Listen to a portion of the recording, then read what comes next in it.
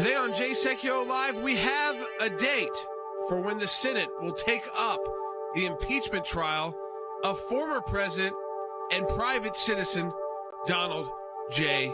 Trump.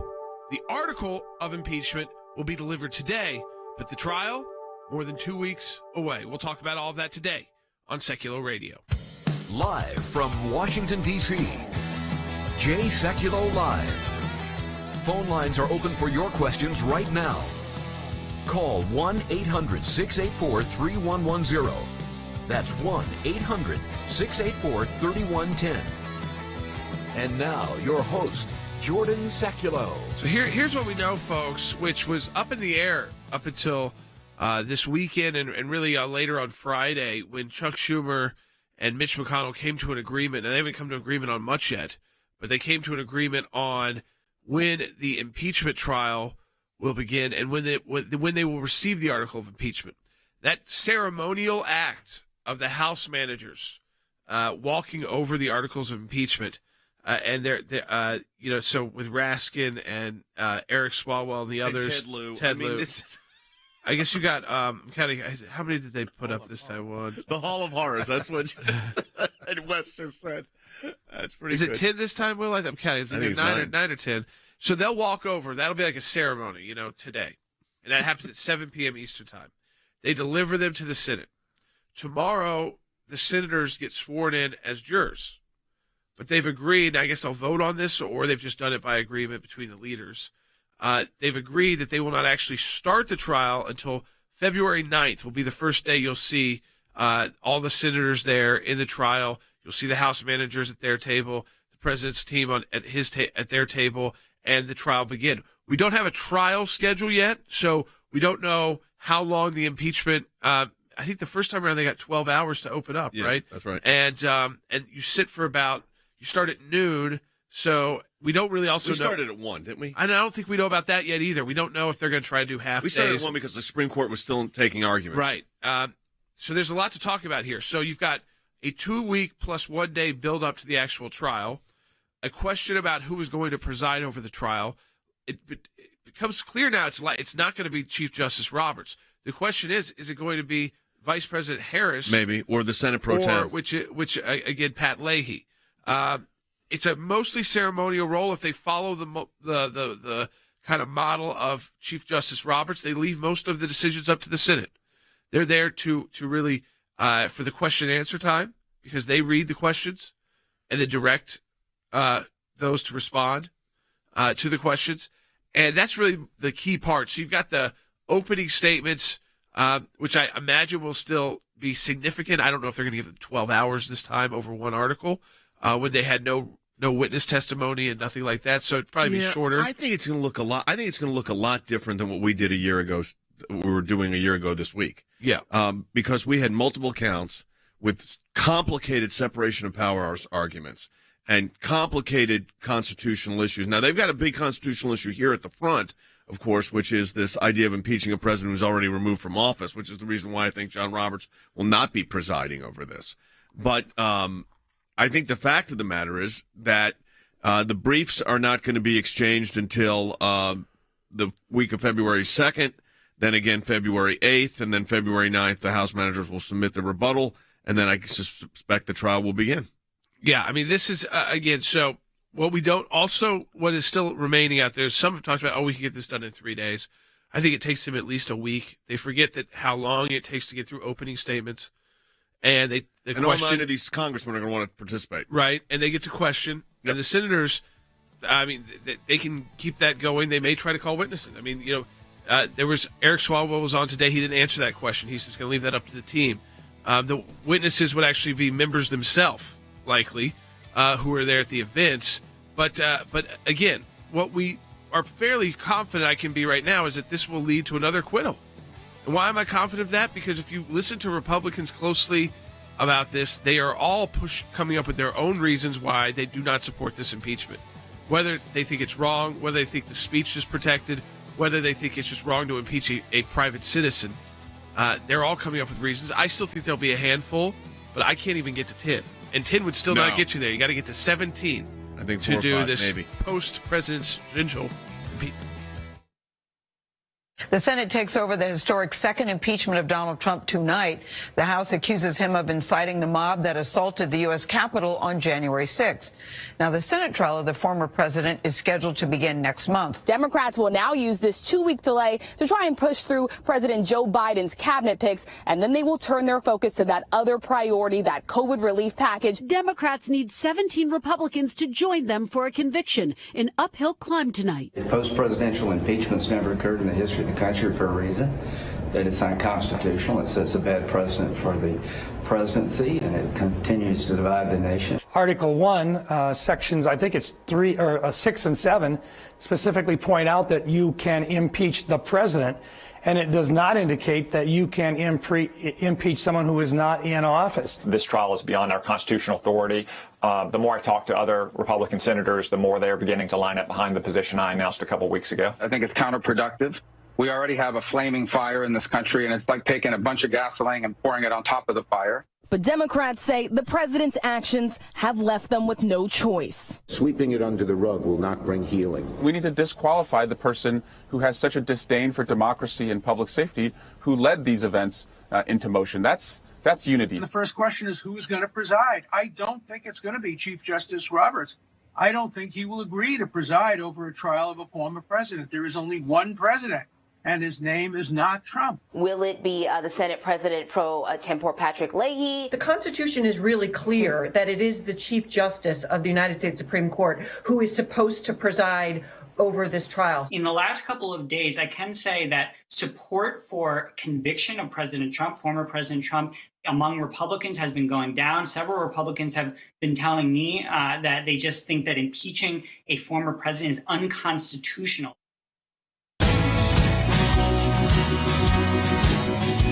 You know, what you'll hear in this trial is people quoting scholars left and right about whether or not you can impeach a former official. But then the Senate, and I'll go back to Joe Biden's words when he wrote this to as a senator to his fellow senators, has to think about the general welfare of the country.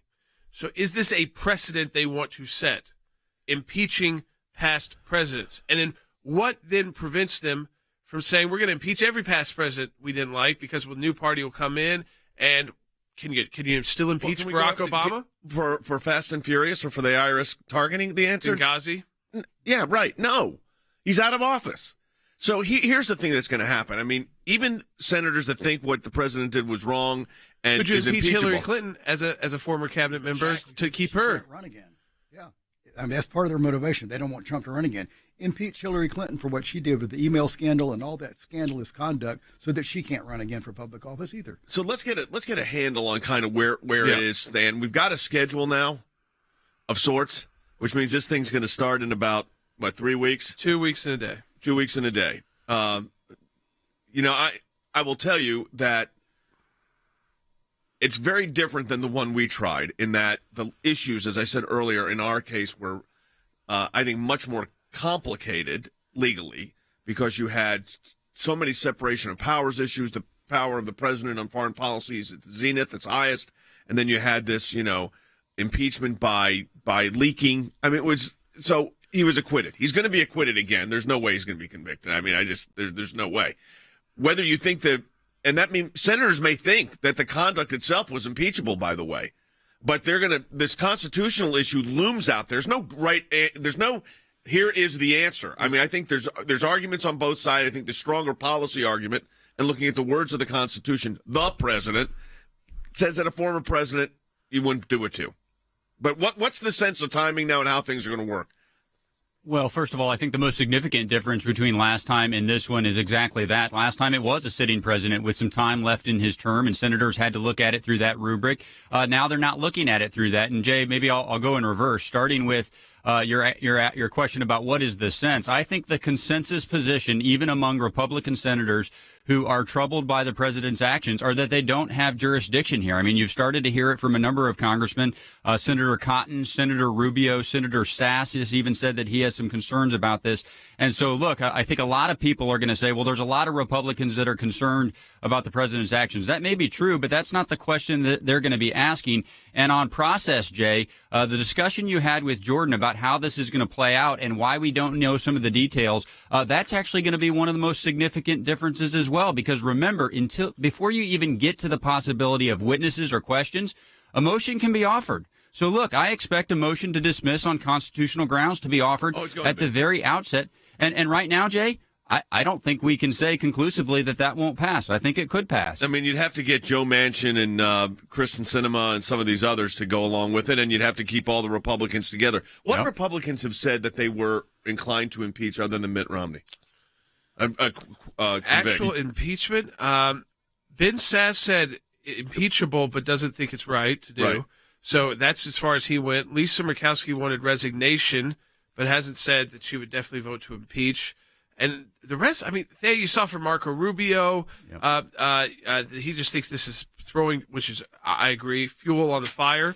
And that is in line with where Joe Biden has been in the past as senator, is that you have to look at the general welfare of the country before you just look at how they feel like doing as politicians and what it will do to the country versus what it would do to the man who is being impeached as a private citizen. So I think there's a lot of them who would have voted to impeach this president because of this. A decent amount of Republicans. I don't know if it ever got to 17, by the way. Yeah, but there's probably a lot more than 2 or 3. But I don't think the Murkowskis and the Collins, I don't think they're a definite yes vote on impeachment, Tham, because of the precedent they would be setting. And they're big on that. A lot of those long-term senators care a lot about the precedents they set in the institution of the Senate. Yeah, they've been very clear, Jordan, that they are not an automatic yes on impeachment. I mean, I think Mitt Romney probably went the furthest in saying he may be a yes, but even he said he would consider it. And look, Joe Manchin said that he's not for starting this trial either. So now, look, I'm not telling you that he's going to vote not guilty at the end, but this is not just on the Republican side, and the process arguments aren't just concerns on the Republican side either. Look, constitutionally, every one of these senators, Jordan, even the ones that don't think the trial should happen, at the end of the day, it looks like they're going to be presented with their argument, and they're going to have to answer 2 questions. 1, do we have jurisdiction? 2, should he be convicted? Let's putting aside the whole, Biden wanted unity in the country, which obviously when these are delivered today, that unity's over with. But here's the question. That you look at the impeachment managers, Wes, you said this earlier, that have been selected here, including Ted Lieu, including Jamie Raskin and Eric Swalwell. And you say to yourself, you said this, well, it's like they're tone deaf on what this signals. Yeah, either Nancy Pelosi is truly trying to blatantly insult the American people of all stripes, or she is completely clueless as to how this team, is perceived and how it affects this idea of healing and national unity. And besides that, Jay, impeachment power, I think, is designed to protect the nation against harm from an incumbent president, not to exact political revenge. And it does appear that they're clueless or they're tone deaf as to how this affects the nation, and it gives the appearance that they don't care near as much for the country as they do for politics. And we had this, the head of the impeachment for the Democrats, the head of the manager, so the Adam Schiff of this impeachment. Think about the past one, too. They sent Adam Schiff and Jerry Nadler to the U.S. Senate to try and convince Republican senators, because that's who their focus is, not the Democrats. They convince Republican senators, they're 2 most partisan guys in the House, to convince them they're already inclined not to support anything that comes out of their mouth. And it got so partisan, the attacks there, this even more so. But Jamie Raskin is there. One of the main article of impeachment is this, impeding the certification of the election. Well, let's do a flashback, because he impeded it in 2016. Take a listen. This is the Democrat House manager you'll see a lot of in 2 weeks, and you'll see tonight leading over the article of impeachment. Back in 2016, you also hear Joe Biden's voice, because he was like in the Pence role back then as vice president. Take a listen. For what purpose does the member rise? I have an objection because 10 of the 29 electoral votes cast by Florida were cast by electors not lawfully certified because they violated Florida's prohibition against dual office holding. Debate is out of order. Section 15 and 17 of the Title III of the United States Codes require that any objection be presented in writing, signed by both members of the House of both a member of the House of Representatives and a senator. Is the objection in writing and signed not only by the member of the House of Representatives but also by a senator? It is in writing, Mr. President. Is it signed by a senator? Not as of yet, Mr. President. In that case, the objection cannot be entertained. Because you're sitting him over. Why don't we? Yeah, they're calling Ted Cruz and Josh Hawley traitors for doing what Jamie Raskin, who's now going to go... The lead manager. Yeah, the lead manager is going to do some bad decision there. And then Swalwell and Ted Lieu are just despised by the conservatives. So how are you going to convince 17 Republicans? It's why are they giving Donald Trump another victory? You have to keep asking yourself. I don't understand and keeping Donald Trump in the news today when he can't even speak through his social media outlets. Yet every major news outlet is spending their time on Donald Trump. I am trying to determine the calculus that the Democrats are using They're here. obsessed. Well, they may be obsessed, and they don't want him to run in 2024, but they know they're going to lose. I mean, it's just maybe they thought right afterwards they had some momentum, but quickly it reshuffled, right? The deck reshuffled quickly, and you said, boy, this impeaching previous president is going to be a horrible constitutional president. And then scholars started coming out saying you can't do it. Then there's scholars saying you can, and it's clearly going to be up to the Senate. And then you say to yourself, what is the political calculation here? And this is what I'm trying to figure out. For this to be the imaging, a 2-week trial, and then the Senate pro tem or the vice president as the president of the Senate is going through the roll call, and they do the yays and nays, and there are 50 votes, to convict, and 50 votes to acquit. Thus, it fails. Or if there's 52 votes to acquit because you've got a couple that are Democrats concerned about the constitutional issues. So then the headline in the Washington Post, once again, I think I have it somewhere. I should have brought it in. It's Trump acquitted. And it's going to be Trump acquitted, again. So what in the world is the political calculation on that one? No, I think it's absurd political calculus. But they're thinking something. I mean, they think there's some reason to do this. Well, they must think that they could somehow scare Republicans from being associated with President Trump, and I think they're doing the opposite. They don't understand They've never understand the mindset of a Republican voter, just like it's tough for Republicans to understand the mindset of a Democrat voter. But what I do understand is encouraging their supporters to reorganize after they were exhausted. And to me, it gives President Trump the jumping off point to start re-engaging because they're making him the focus. So I wouldn't be surprised that come February 9th, he starts re-engaging on whatever media he can because he's a private citizen at issue of trying to be impeached by Ted Lieu and Eric Swalwell, the Chinese spy guy, and Jamie Raskin, who objected to his election certification. Because he had a rally, he gave a speech, and said, go protest peacefully. This is the country we live in. This is good. It brings MAGA right back to the forefront of our country. We'll take your calls, 1-800-684-3110. Thanks to your support of the ACLJ, we have had many victories. The IRS now formally apologizing to Tea Party groups. The IRS did the right thing by resolving the case with an injunction that mandated a complete change of the IRS nonprofit tax-exempt work as it relates to issue advocacy organization. If any group feels like they're being targeted, they can go to federal court and bring our case. That's a victory. It's one of the most significant wins in the ACLJ's history, to take on the IRS and win. For more than 27 years, the ACLJ has been fighting for freedom and liberty in the United States and around the globe. These are young people in their 20s and 30s that are doing this. They're fighting for life at a whole new level to beat back the abortion juggernaut. We've got a whole group of young lawyers that are defending them. Those of us that believe in life know that we're on the right side of history. We understand full well children are children, and they're precious in God's sight, and they're precious in our nation's sight, and they're precious to parents. But I actually think we're winning this. This is one of the social issues we're winning. The release of Andrew Brunson. He is the American evangelical from North Carolina, held in Turkey for more than 2 years. They're rushing us to the airport, and there was an Air Force plane that came from Germany that had been on standby. We're flying, and they finally left Turkish airspace. It's like, okay, now we're really out of Turkey and free again. We're grateful to ACLJ who put it out to these people, they were getting all this out. All of the people who prayed for us through ACLJ and through your contacts, I'm thankful, I'm grateful, and actually I'm astounded. We need your help as we continue this work here in the United States and around the world. Join us online at the American Center for Law and Justice at aclj.org.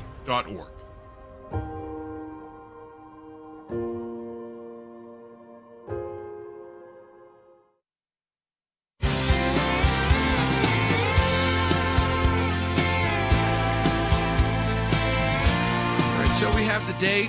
We know the ceremonial action will take place tonight and tomorrow. Tonight, the House managers will walk over the article of impeachment around 7 p.m. Eastern time. And then tomorrow, we will find out, I guess, who is presiding over this, because the senators will be sworn in. Technically, at that point, the impeachment trial has begun, but there's not going to be arguments. So on the floor, you're not going to see the back and forth of the questioning until February 9th, which is a Tuesday. So we're 2 weeks and 1 day out. You're going to drag the country through it even more and to build up even more to this impeachment of a private citizen. Probably not over with till February. My guess is around February 17th, February 20th. Yeah, I mean, and you never know. You just don't. You cannot predict the end dates. The question and answer period. How long did that go with us? 3 days? 2 days? 12 hours? It was a long time. For each couple side. Of days. Yeah, a couple of days. And it wasn't, I don't think it was going to be over. It was just when it was kind of done. Yeah, your questions kind of petered out. Yeah, very late into the night. And let's take a phone call, because they don't want this one to be like that. You can tell these senators they don't. But actually, before I take Leslie's call, let me just say, have they made any kind of rulings yet on timing about this? Because ours was very set, other than Saturday, which was a shorter day, and Sunday was off. You had the set time, but you also could go very late into the early hours of the next day. Yeah, I've not seen one, Jordan, and to be honest with you, I don't know how much of that we can expect until we actually get through those early motions. That's why I mentioned that, because I don't think there's any certainty that they're going to get to the questions. I would suspect, if I were guessing here, I'm guessing you'll get guidance from Leader McConnell and Schumer on if they get to questions, how long each senator would have and what opportunity they would have. But, Jordan, I don't think you're going to have certainty on that until you get through those early motions. Have they figured out any certainty on are they going to try to do half day of work and then go start the trial at 3:00? It does not sound like it, okay. Jordan. It sounds like this deal sort of allows them to get through maybe the COVID measure and the most important nominations and then move wholly to impeachment. I think that's the plan. Okay.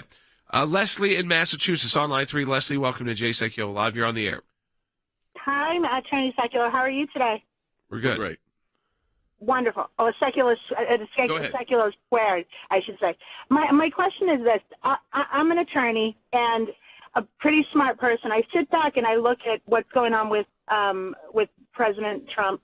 And my question is this. Upon impeachment, it's a trial. They have what viable evidence do they have other than the last closing remarks that the president said about peacefully marching down Pennsylvania Avenue?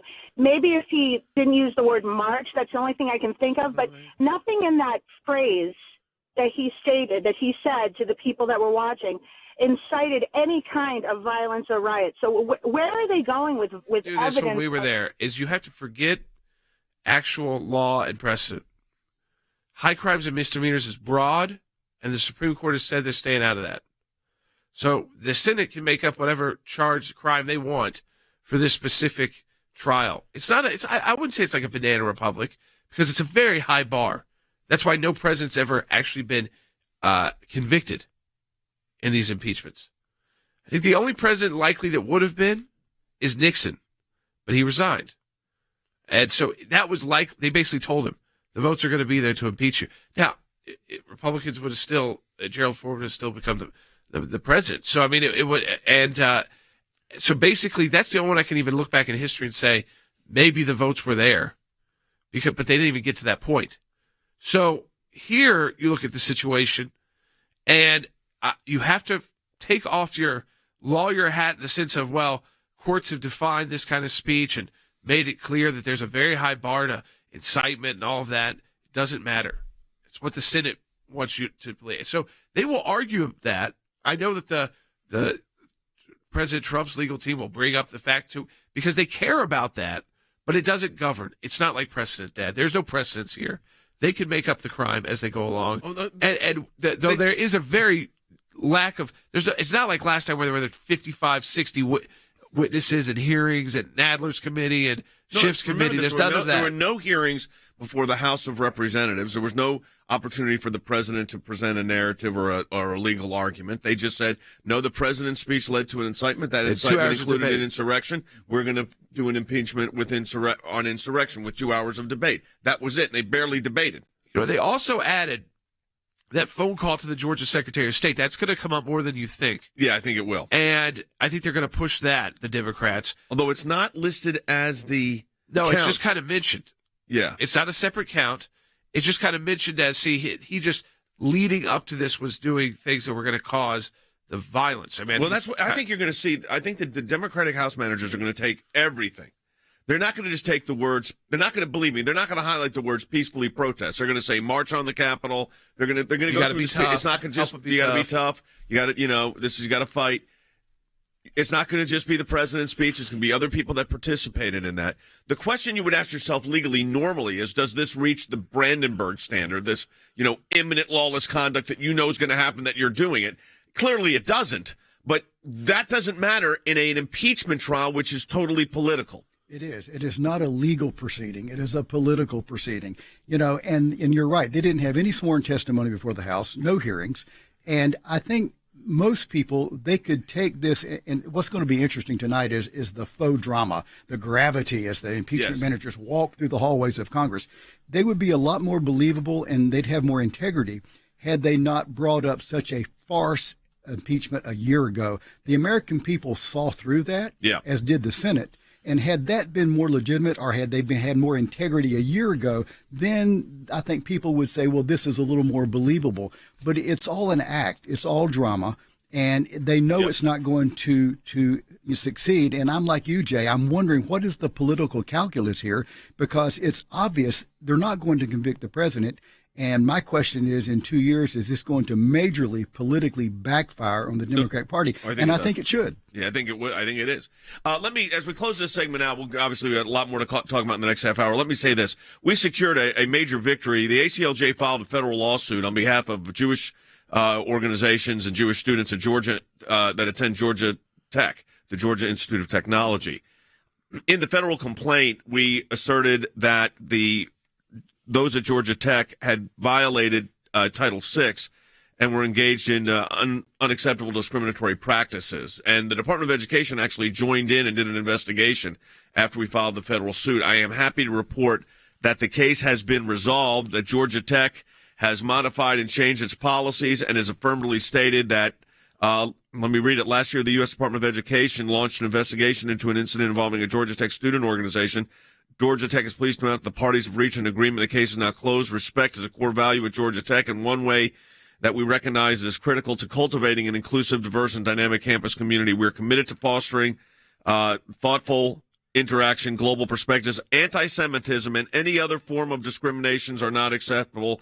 Georgia Tech recognizes that per the executive order on combating anti-Semitism, dated December 11, 2019, the U.S. Department of Education considers the International Holocaust Remembrance Alliance working definition of anti-Semitism and contemporary examples when evaluating the intent in cases of discriminatory harassment. And Georgia Tech, then we settled the case with Georgia Tech. Your support of the ACLJ allowed us to not only bring you this commentary and do these cases around the globe, but a student group at Georgia Tech University. Support the work of the ACLJ. Jordan will let you know how. You can do that at aclj.org. That's aclj.org. And we need your support in this new year because there are a lot of battles coming. We're just getting started with the Biden administration and all this information. We also, this broadcast, we're able to bring it to you each day, whether you're watching it or listening to it, because of your support of the ACLJ. Donate online at aclj.org.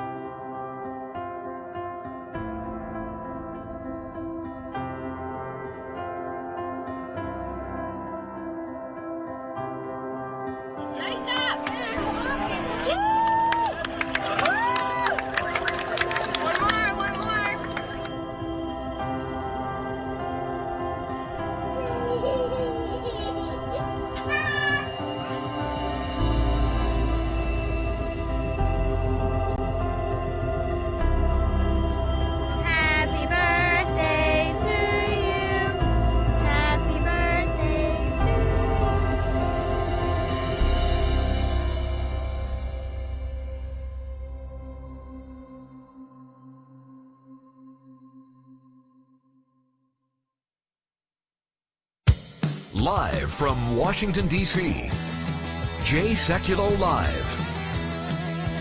And now, your host, Jordan Sekulow. All right, welcome back to Sekulow Radio. We are taking your phone calls, 1-800-684-3110. I think it was important that we update you on the ACLJ's work outside of just all these issues that have been kind of captivating the nation since Election Day, and even going back further since the first impeachment that we were involved in, which is the victory at Georgia Tech against anti-Semitism. The fact that we're still having to fight that is very real at the ACLJ, and it's up at aclj.org, so you can actually learn more about that case as we do all of this work. Some of it we haven't had time to get to on radio. That's one that just came out today, so we wanted to update you on that at aclj.org. I think this is an interesting question to just discuss, Charles, on YouTube, because you can also look back at the last impeachment and you say, how did that affect the 2020 election?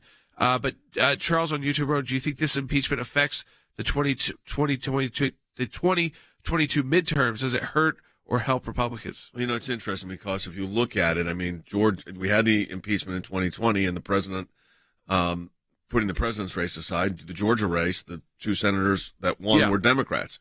So I don't think it helps. I don't think, even though I think he'll be acquitted, I don't think this helps. It just conjures up tumult, if you will. I think that's the way to look at this. And this was a very sad day for America on January 6th when this happened. And I think that all this does is highlight this kind of discord, social discord. So I don't think that it may make the president stronger politically. Yeah. But look, no matter how you view the election result, on whether it was stolen, whether it was manipulated, whatever it was, at the end of the day, after all the process, Joe Biden won. Yeah. However you look at how it got there, Joe Biden is the sitting president of the United States. So let's be realistic here. Okay, so did the impeachment help the president? No, I don't think it helped the president. But I'll tell you what really hurt was the Chinese with COVID. Yeah. That hurt significantly. I think that overtook the impeachment. Remember, right after the impeachment is when we started shutting down. So we left that trial, and then about 2 weeks later, we already knew about COVID at that point. And then the president's first debate was not a good debate. It was not his best one. Then he canceled the second one. But there's a say lot about of the midterms. Yeah. I think, listen, midterm election is really going to be up to our good candidates, us are running, state by state, and there will be the question mark, Than, about how involved the president will be in these. I think he'll be involved in some and not in others, depending on the candidate. Yeah, probably on the preference of the candidate. Look, I mean, I've said several times before that I think this effort to pursue impeachment is as much about 2022 as it is 2024. And the reason for that, Jordan, is if I look back on the 2020 elections, I totally agree with Jay about the impact in Georgia. But if you look at the House elections across the country, I think the divisions on the left definitely helped Republican candidates. And I think this effort for impeachment is a way to try to continue to divide the right moving into the midterms in 2022, because historically, Jordan, I mean, you know this, the party that does not have the White House typically wins seats back in at least the House. And when one party controls all of government, as is the case now, that party that is out of power usually does even better. In the House, Jordan, they only need a handful of seats to get back control of the United States House. And in the Senate, they need a net pickup of exactly one. They need one pickup. So look, in 2022, it could easily be a Republican House and a Republican Senate with President Biden. And I think that may have as much to do with pursuing this as anything else. Yeah, and I still tend to think, Wes, that they are trying to make sure Donald Trump does not run again for president. And even if he's acquitted, maybe it's just a bridge too far for people in their thought process. I think so, too. We're talking about political calculus. I think the Dems, they're making the political calculation that the risk of blowback and rejection of the American people are worth it in order to mollify the left-wing political base. Plus, they want to get these GOP senators on record in this impeachment trial as well. It's a political calculation. We continue to take your phone calls, 1-800-684-3110. We got one line open right now. If you want to talk to us on the air, 1-800-684-3110. Also be on Sean Hannity's radio broadcast today. And supposed to be with Shannon Bream on Fox News tonight to talk about that. I was on Newsmax this morning talking about all of this so people are kind of getting ready to go again with another impeachment. This time, though, not of a sitting president. So it brings up a whole host of other issues, but of a private citizen and former president. We'll be right back. Impeachment divides. That's what it does. And we are very divided right now. Why do you think that Joe Biden hasn't stepped in to stop this process? I'm not sure he has the power. I think that we all sense that if anyone could have the power, it would be Joe Biden, but he'd have to have the support of his staff. And on day one, it was Jen Psaki as the press secretary at her first press conference saying, basically, the Senate can walk and chew gum. So they're not going to worry about getting involved in the Senate having the impeachment trial and also getting some of the Biden nominees through and some of the early first 100 days actions through. It's the most serious action that Congress alone can take, the removal of a duly elected president. Yeah. And in this case, that's not even an issue. The only thing at issue here is trying to prevent a private citizen from seeking federal office again. Basically, they would have to move forward with impeachment, and then there would be a second vote on that, on basically whether or not Donald Trump can run for president in 2024. Do you think that actually comes to the floor for a vote? I don't think we're going to get there. I look at how do you get to 17 Republicans with all the reports that are coming out. I have a tough time getting past like 3 or 4. Procedurally, number one, I think a lot of Republicans are at issue, and they share Lindsey Graham's concerns and Ben Sass's concerns that this impeachment is not constitutionally correct. Whether or not the law school scholars, which are on both sides of the issues, are right or wrong, courts may not ever get involved in this. So it's up to the Senate. Joe Biden once wrote a memo to his fellow senators in the 90s about impeachment, and he said, you know, we don't even have to hear a trial. We can dismiss it right off the bat because we have to consider the general welfare of the country first. So the president, and I think those words matter a lot. I mean, if you consider the general welfare of the country first, and you've already got a constitutional issue about impeaching a former federal official, maybe you just shouldn't do it at all.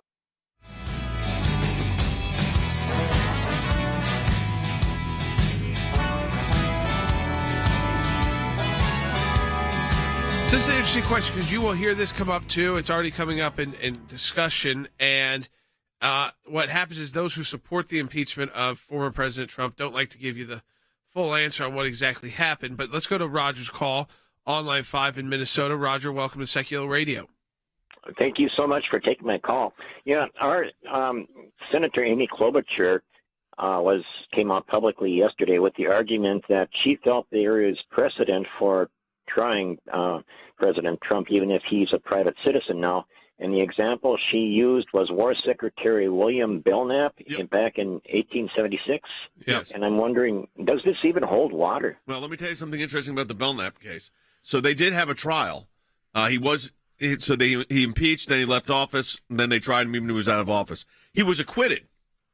And 22 of the 25 senators that voted for acquittal said, we think what the Secretary of War did was impeachable, but we don't think we had the authority constitutionally to try him.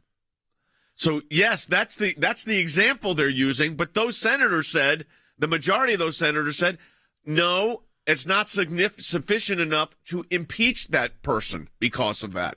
So it puts you back in the same thing. So they went through this entire trial for people to say, now here you may see a motion to dismiss right up front on constitutional grounds. You could definitely see that. That would take 51 votes. The question is, where would those 51 votes come from? That would be the question. So I don't know if you're going to get. So let's say you might lose at least Mitt Romney probably.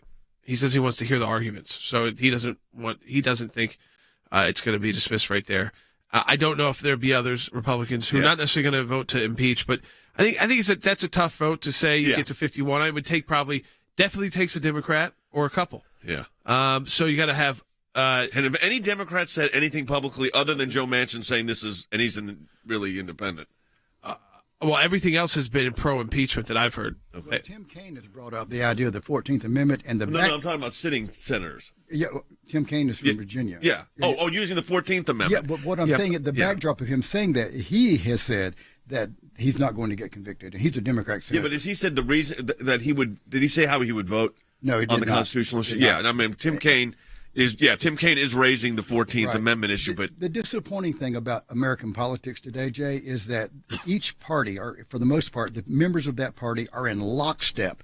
In another day and time, even when I was younger, senators would depart and vote differently than their party leaders. Congress people would do the same thing, Republican and Democrat, because they were voting rational, conscience, these kinds of things. Nowadays, it seems like the whip in the Senate and the House and the majority leaders, they get all of their people in total lockstep so that the possibility of a few Democrats voting to dismiss, knowing that it's pointless and that it's hurting the American people, they will not balk against the party leaders in order to simply vote for something that is really, really sensible and rational and good for the country. The party members are absolutely in lockstep most of the time. And what was also different from that case of the 1800s is that Secretary of War found out this was coming, rushed to resign, the same day, the House. So this is a different time. So, and a different time with how you get things were communicated. And still then, so he didn't finish his term. The President of the United States finished his term. He didn't resign. He finished his full term in office. The impeachment came, and the trial didn't start until after. So it's not going to start until after. But this whole idea, and they still said no. Yeah, but this whole idea, what Wes was talking about, that Tim Kaine brings up, is the 14th Amendment. Yeah. It's a post-Civil War amendment to the Constitution that said basically if you took up arms or you were an insurrectionist against the United States, we're going to bar you from office. You'd have to get special clearance to sit back in. That would be and that's a majority vote. That would be a real stretch. I mean, a real stretch, and I think would create all kinds of constitutional issues. It's not impeachment, so the Supreme Court would have to engage that. Now, interesting right now is we have a case up at the Supreme Court on behalf of the president involving the district attorney in New York, and I expected that stay to be lifted today because the president's out of office, and it wasn't. And what does that tell me? Is that some of these issues that are lingering have got constitutional significance the courts may still address. So who knows? I mean, it's just, but that one would be one where I think you'd go to court and say to the Supreme Court, you'd have to go to the district court first and then ultimately Supreme Court and say, wait a minute, it can't mean for this, or else then any majority Senate could basically, what would be the evidentiary standard of that? A speech? Very difficult to say. Very difficult to say. Let me ask you this. I heard John Cornyn's statement, Than, and John Cornyn, who's a pretty level-headed, he's a very level-headed guy, he's got no appetite for this. Well, no, he wants to get about the work of the United States Senate, and he initially said that he was concerned about the events of January 6th, but look, the president's term is over, and I don't think John Cornyn is going to stand in favor of proceeding at all. I think he'll be with Marco Rubio voting for the first chance to dismiss. But Jay, I wanted to add one thing to the conversation you were having about, whether or not you could get to 50 votes for a motion to dismiss. Look, this is the reality of living in a COVID environment in the United States Senate it is very, very frequent these days to have less than 100 senators voting. And look, I think both parties are going to make every effort to get every senator in the chamber. But you know this from having tried it before. Once it gets started, some of these votes just happen. And I can easily see a scenario where you're only going to have 98 or 99 senators voting. So a majority, Jay, might not be 51 on some of these votes. So if you got one Democrat, even if you lost Mitt Romney, it could be decisive. Yeah, I still don't understand this political calculation. It's legally. Look, we'll be able to give you commentary while this proceeding. Like we'll talk about what happens tonight. We'll talk about tomorrow. Obviously, we've done it. So the uniqueness about listening to our broadcast on this is there's a handful of lawyers that have done these impeachments in our history. And a good portion of those handful of lawyers are on the set right now, and one will be in our studio in Atlanta tomorrow. And so you'll have three lawyers that were involved in this that'll be able to comment on this during the proceedings. And we may even go live on a couple of the key days, depending on how those hearings start, when we want to go over some key points, or at least certainly save it for the next day's radio to give you a full analysis of what's going on. But look, impeachment proceedings are always significant, but they are cheapening the meaning of impeachment by doing this. Yeah, I mean, interesting questions coming in on, and I want to start taking these by phone. Karen in Montana on line 3. Karen, welcome to Sekulow Radio. You're on the air. Thank you. I understand there's controversy over impeaching a private citizen, and I wonder what impact beginning this process in the Congress while President Trump was still in office has on this. Well, it's interesting because John Adams took the position that he could always be impeached 10 years later. Hamilton, not so much. He took a different view. You've got Mike Ludig, former chief judge of the U.S. Court of Appeals for the Fourth Circuit, saying unconstitutional. You've got John Yoo, former Justice Department official, Office of Legal Counsel, saying unconstitutional, can't do it. You've got others saying you can do it. So the issue here is it's going to be decided by the Senate. I don't see an opportunity. I don't see the court weighing in on this. Impeachment rests with, as Andy pointed out last week on the broadcast in the United States versus Nixon, that impeachment uniquely rests with the United States Senate and House, and that's their responsibility. And the court's not going to weigh into this if they don't have to. Exactly. I mean, I think that's where you cannot rely on a court to fix this problem. I think the 14th Amendment issue, if that comes up, that brings up a different issue that may be justiciable by the courts, but I don't think they want to touch impeachment. I don't think John Roberts is going to be there. And that will raise issues too, and issues that didn't arise in art when we were doing it. But as president of the Senate, technically, let's say on this motion to dismiss, could Kamala Harris be the tie-breaking vote if she's not sworn in? I mean, and she's not presiding over it. And so she's not actually the president, is she? But is she still the president of the Senate, or does that stop because you're in a trial? I mean, those are issues that the Senate is going to have to resolve. Yeah. And whoever's, and I think those are going to be votes on votes, potentially. Now, you may never get to that vote. We didn't have that issue where John Roberts, they said, what if he had to be a tie-breaking vote? Well, that issue never came about. He was very reluctant. John, if you remember, I don't the think Chief he was Justice going to do it. he said no when they asked him to be the arbitrator of witness calling, of the relevancy of witnesses. And we argued that, with due respect to the Chief Justice, that he is sitting not as the Chief, of course he's always the Chief Justice of the United States, but as the presiding officer, not the judge. He's the presiding officer, procedural. To start doing substantive rulings, we thought would have been unconstitutional, and ultimately John Roberts decided he would not engage in those. So there's a lot of playing the joints that'll take place here, though. Yeah, there's so much uncharted water here. Lots. Back to this possible motion to dismiss, though, Jay. In our court system, speaking of the courts, frequently if there's a case that's going to trial and a person asks for immediate relief in an injunction from a judge, the judge will deny the injunction because they are not likely to succeed on the merits. Right. In the Senate, they are not likely to succeed in convicting the president. So why not grant the motion to dismiss? Why don't some of the Democrats have cooler, calmer heads and say, look, let's be done with this?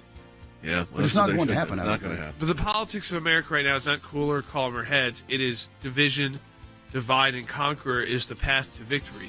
And the path to victory is narrow for both parties. So they've got to divide and conquer as best they can and try to harm the other side as much as possible. That's just the truth, and it's an unfortunate truth, but it's one you see that the Biden administration will be dealing with now on day one. He didn't even try to stop this. Remember that. He didn't even try.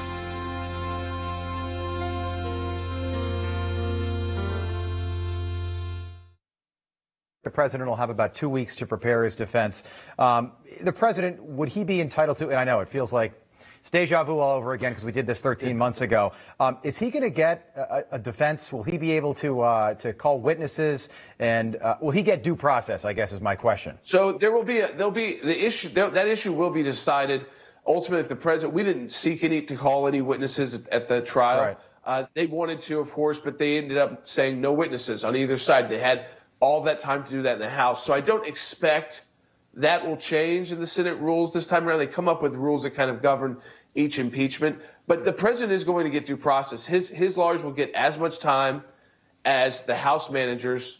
They will have the same opportunity to answer questions from senators. Nancy Pelosi has chosen a ridiculously partisan impeachment team led by Jamie Raskin, a congressman who voted not to certify Donald Trump's election, but is calling people like Josh Hawley and Ted Cruz traitors. The other congressman, Eric Swalwell, in the middle of his own scandal. Yes. I mean, so you're not going to really reach 17 Republicans when that's the people you're putting forward. It's like throwing up Adam Schiff and Jerry Nadler to scream at Republican senators for hours on end. Jordan, we have literally very, very tight on time, but while I have you, I just wanted to get your thoughts on the New York Times op-ed that said Joe Biden is our most faithful president, our most religious president in the last 50 years. We have no idea about that. And I think he's got real issues. I'm not a Catholic, but I am pro-life and a Christian, and I know he's got issues with that within his own faith. So this idea, one, how they're deciding this on day one, just because he talks about it a lot as a politician, come on, let's not all be fooled by that. And number two, does that really matter to Americans? What matters to Americans, not words, it's deeds, actions, And on issues of faith-related issues, he's been horrendous. All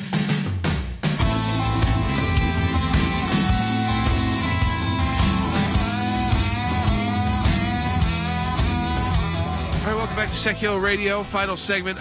We are taking your phone calls now. So, George on Facebook, this issue of the Chief Justice, does the Constitution say it has to be a Chief Justice? Actually, in this case, no. It says when it's the president, it has to be the Chief Justice. That's the only time, too. Yes. The other officials that get impeached, and the more frequently it's judges, actually, is the most frequent that you see in history. It's the Senate handling it. Yeah. And it's not big news. It's not something that the networks cover. But when it's the current president, yes, the Chief Justice has no choice, and they have to accommodate kind of his schedule. And that's because you don't want it to depoliticize what is already a very political it would be the vice president who sits in, and they would become the president, so it would take out that issue. Yeah, the vice president would be sitting in, and if convicted, the vice president becomes president. Here's what Alan Dershowitz said to that point. The first question is who's going to preside. I don't think it's going to be Chief Justice Roberts. I don't think he will agree to preside over a trial of a former president. There is only one president, and his name is not Trump. Let me ask you this, Stan. Do we have any sense yet? Are we getting any rumbling on that issue? Jay, I asked several people on the Democrat side of the aisle in the United States Senate that question over the weekend, and they were not unanimous. I will tell you that the most frequent answer I got was Senate Pro Tem Patrick Leahy, but I did also hear the answer Kamala Harris. I only heard one person answer that they thought it would be the Chief Justice. I'm with Alan Dershowitz on this. I don't think it's going to be the Chief Justice. If I had to bet, I would bet on Pat Leahy. But, Jay, even the United States Senate on the Democrat side of the aisle, they don't know the answer to that question at this point. Yeah, I mean, Kamala Harris, I don't think she'd want to do it. Just becoming vice president, be thrust into that role of kind of silence. But also, I mean, it makes it even more partisan to have Pat Leahy than it does the Chief Justice, because he's a partisan Democrat, which means if they throw issues up to him to decide, he can start making decisions. I'm wondering, which is why this is so bad. It is so bad that they are setting these precedents as that's we what speak. I was just going to address. They're making it up as they go. Realize that. Well, you say they're making up as they go. You mean literally they're making up as they go. There's no rules on this. It's like you're saying, what is the law? What is the standard? They can impeach over anything they want. Yes. If they can get 2/3 of the Senate to agree with them, which they're not going to be able to do here. For instance, there could be a big fight over witnesses. Are they going to want to call a bunch of House representative members that said, hey, we were in there when this attack was going on? Are they going to call former Vice President Pence, and say, what was your reaction to this? Now, the question will be, will they get witnesses? Now, the Senate is equally divided. The tie-breaking vote is the vice president. It's really, really unique and unusual. Yeah. The framers, they debated and rejected the idea of having the federal judiciary preside over impeachment trials. They thought it was better to let the Senate make up their own rules, except in the case of impeaching a president. But Donald Trump's no longer the president. Yeah, I just don't. That's why none of this fits into the right framework, because let's say you had a witness debate. Remember that witness debate we had? Hours and hours and hours on the floor of the United States Senate. And I was doing a lot of that argument on why witnesses were not appropriate, because they already had 17 witnesses. They're acting like they hadn't. Now, they had no witnesses in the House because they rushed it through. So now they want to cure it by doing it in the United States Senate. Again, exactly what they want to do. So they want to cure it by having witnesses maybe in the Senate. Now, how long that debate goes on? And let's say it's 50-50. It's 50-50 because that's what the Senate is. So the Vice President Harris casts the deciding vote. I mean, that's why this makes no sense. That's why this makes no sense. Yeah. And also they set a horrendous precedent by voting through an article of impeachment without any witnesses, without hearing any statements, without putting anything on the record, and just by saying, well, we all lived it, so we all know what happened. Well, there were 35 people were on the phone call with Ukraine. They didn't just say, well, there are 35 people on the phone call, so we don't need to hear from any of them. Right. This readout is the readout. And they like who they were calling or not, and like who the Republicans were able to call but not able to call or not. By the time it got to the Senate, they had heard from a number of people. Then they wanted to hear from more because the House had messed up, and there were people that they didn't really fight to they didn't feel like fighting to actually try to get subpoena and to testify, and then they wanted to have the Senate do that for them, and the Senate decided, we're not going to do that for you. And this was, again, an impeachment that you knew the outcome was just potentially how few Republicans would actually go along with it. The same thing again. Yeah, so Eric Swalwell, who I can't even believe is on this committee, it's so ridiculous, is on impeachment manager, was asked this question. Take a listen. Do you expect members of Congress potentially to testify since they're the ones who saw this whole insurrection go down? Well, we'll be ready, for whatever the Senate rules allow. As you pointed out, this is unique. No trial, perhaps ever, has had jurors who were also witnesses, jurors who were victims, jurors who ran for their lives. So that's true, because that would be bad jurors. Yes, you could be a juror. That would be due process. But none of this applies. None of this applies. So what you're going to see, if I was trying the case, I think the first thing I'd open up with is a motion to dismiss on constitutional grounds. If that is denied, likely that you don't have the 50 votes there to do that, or 51, I would then go to the merits. And in the merits of my argument, I would say, assuming everything they're saying is true, does it meet the constitutional burden of this was not protected speech? So assume everything they said was true. Does it meet the burden of Brandenburg versus Ohio, which is the key Supreme Court decision on this, which sets the bar very high for what is not protected speech? It may not have been advisable speech. It may have been wrong speech. It may have been something you wish you never was given, and I could list 100 things that I didn't like about it. But the fact is, the reality is that to say that it was not constitutionally protected is pretty darn dangerous. I mean, it really is dangerous. And would you start playing them? Right to well, their I face? think what I would do is I would use the president's speech in my defense, actually, and then I would take the Chuck Schumer speech. Do we have that? I want people to remember this because this becomes relevant. And I believe, by the way, as bad as this is, it's protected speech. And he doesn't get to talk during this while you play it for him. He has to sit there and take it. He's got to take it. So, and now he's the majority leader. Now, we may not have it. So if we do have, we've got it. This was Chuck Schumer about Supreme Court justices.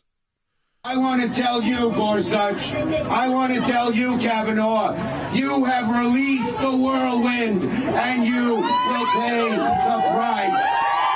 You won't know what hit you if you go forward with these awful decisions. So if you rule the wrong way, in our view, your whirlwind's going to be launched against you. You will not know what hit you. And they're lifetime You'll appointments. rue They're not the day. politicians. Well, wait a minute. This is a lifetime appointment. So that you can't say because we're going to beat you in an election. Right. He has no defense there. He was chastised by the Chief Justice on that, by the way, John Roberts. But the fact is, was that speech not protected? It was protected speech. Protected speech can be aggressive, offensive, rude, and protected. Unseemly and protected.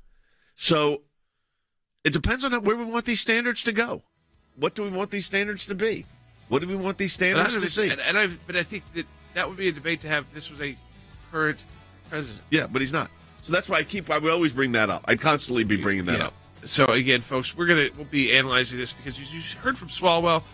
I mean, either he's not willing to give it away, or they still don't understand either their role. And you find from those House managers, big difference between them and attorneys usually, even if they were former attorneys, because they've been out of practice for so long. So they come across so partisan. It was unbelievable watching how partisan they were. So how off-putting they are to half the Senate, and definitely the 17 you would need to convict. And that's why you can predict this before it starts, unless something, as I've said, spectacularly bad happens or wrong goes on. You can predict the outcome way before this even begins. We'll talk to you more tomorrow, walking people through this.